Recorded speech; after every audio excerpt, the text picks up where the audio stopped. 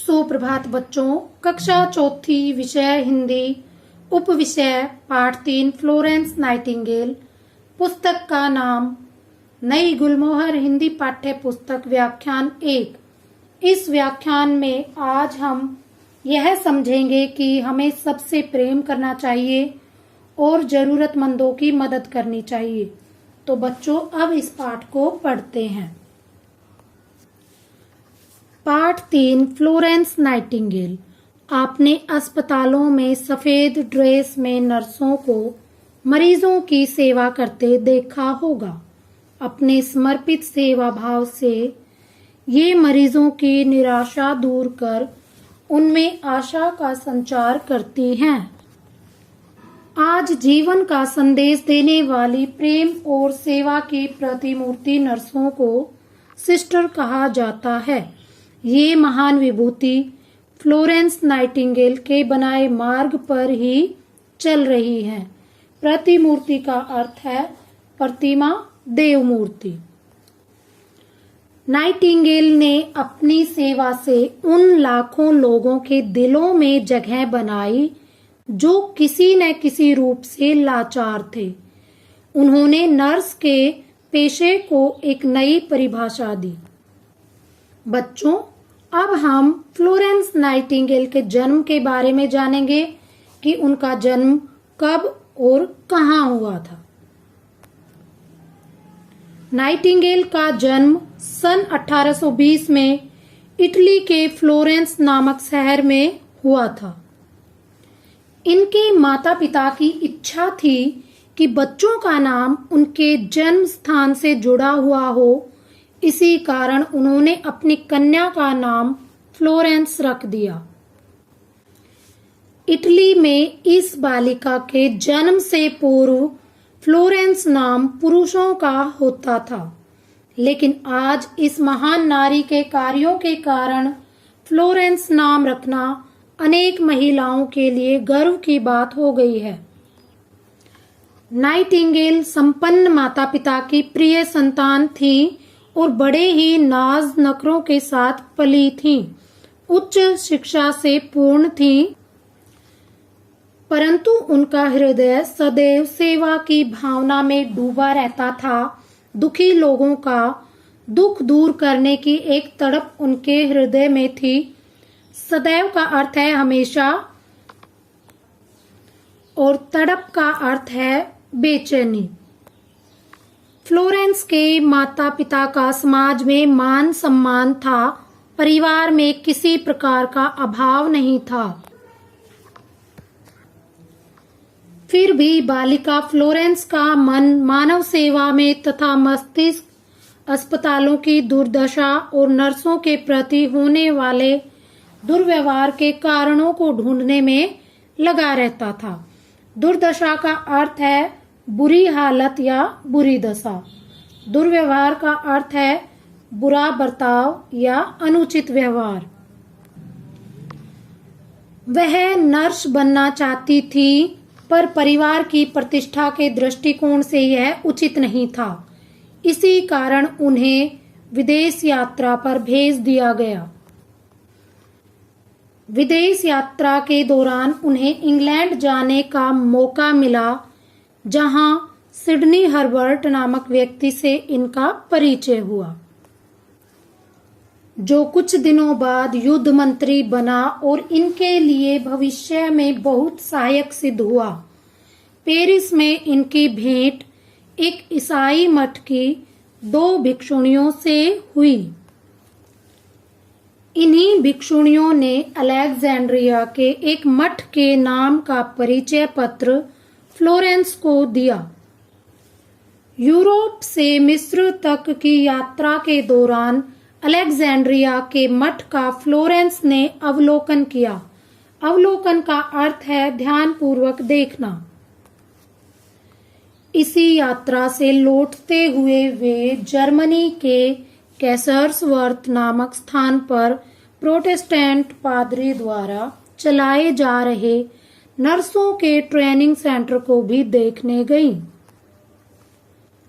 कुछ दिनों बाद इसी नर्सिंग कॉलेज में उन्होंने नर्सिंग की शिक्षा प्राप्त की। पीड़ितों की सेवा करने वाले प्रत्येक स्थान के प्रति उनका विशेष लगाव रहा और ऐसे स्थानों का उन्होंने स्वयं जाकर निरीक्षण भी किया। सन 1850 में इस महान संवेदनशील नारी के अंदर एक वैचारिक तूफान उठा। संवेदनशील का अर्थ है भावुक,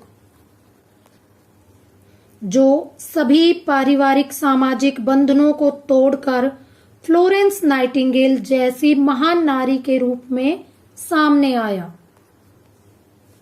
अगस्त 1853 में बीमार स्त्रियों के लिए लंदन में एक अस्पताल खोला गया।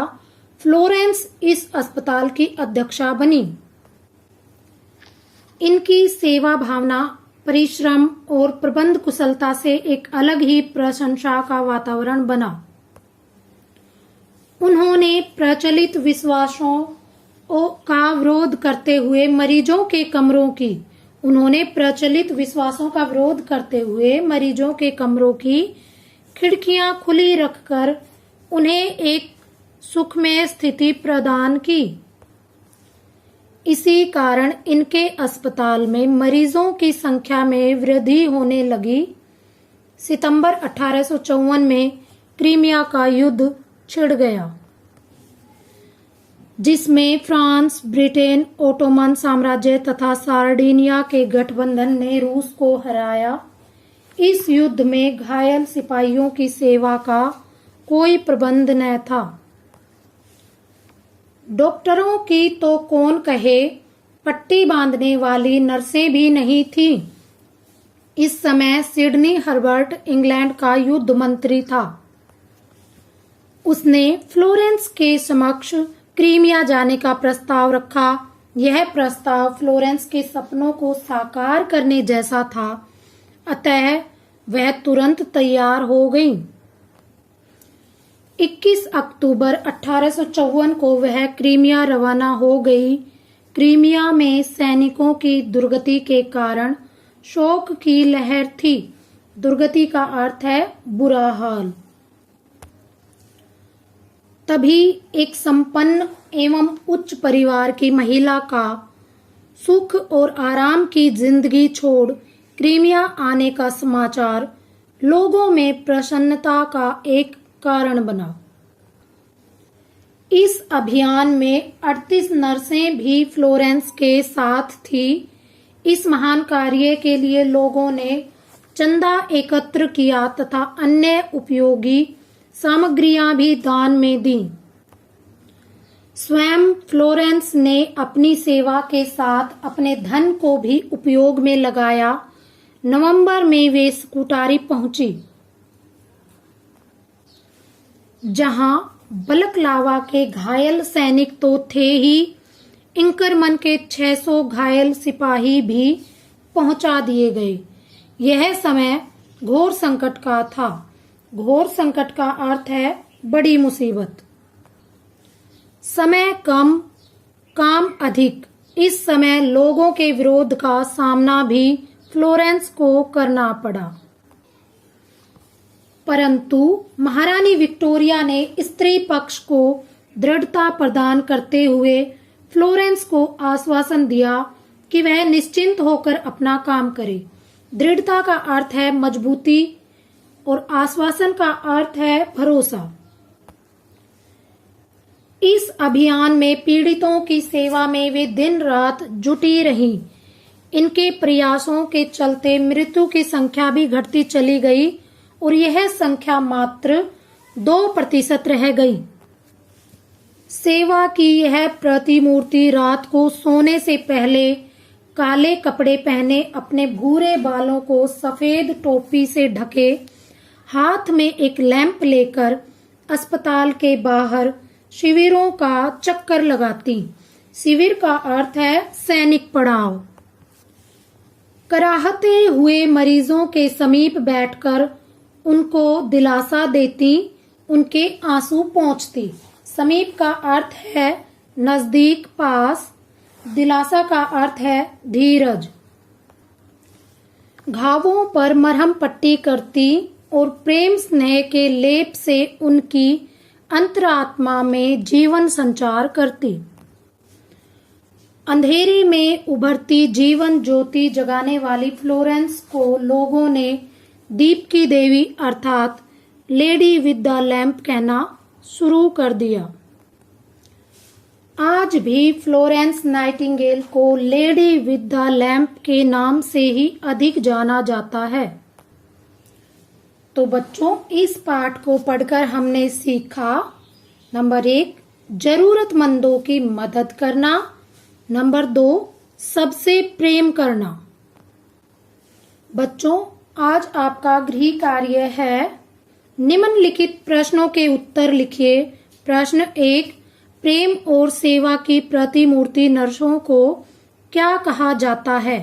प्रश्न 2 सन 1853 में बीमार स्त्रियों के लिए कहाँ अस्पताल खोला गया?